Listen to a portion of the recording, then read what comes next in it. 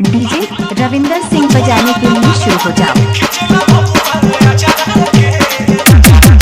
DJ Ravinder Singh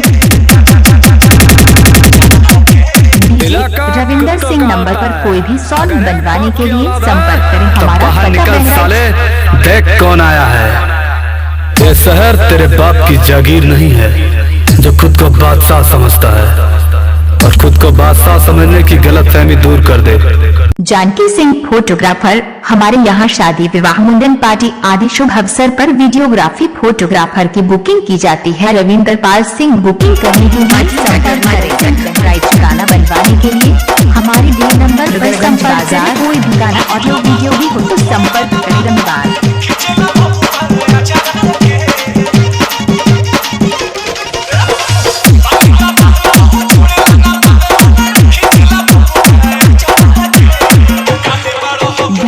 Ravinder Singh शुरू हो जाओ। गाना बनवाने के लिए संपर्क करें हमारे नंबर पर।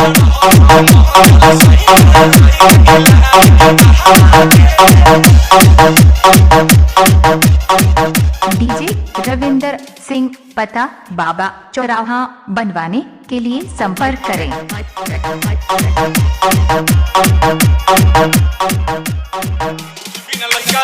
डीजे रविंदर सिंह शुरू हो जाओ। गाना बनवाने के लिए संपर्क करें हमारे नंबर पर।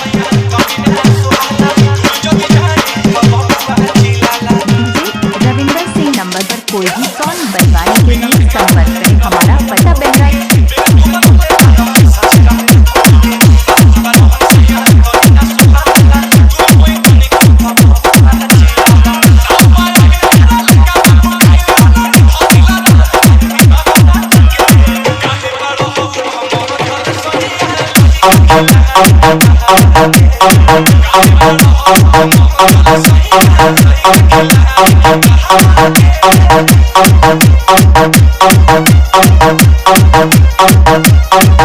डीजे रविंदर सिंह बहराइच। गाना बनवाने के लिए हमारे दिए नंबर पर संपर्क करें। कोई भी गाना ऑडियो वीडियो भी हो तो संपर्क करें। धन्यवाद। रविंदर सिंह का स्टूडियो नवाबगंज, संपर्क करें हमारे दिए नंबर पर।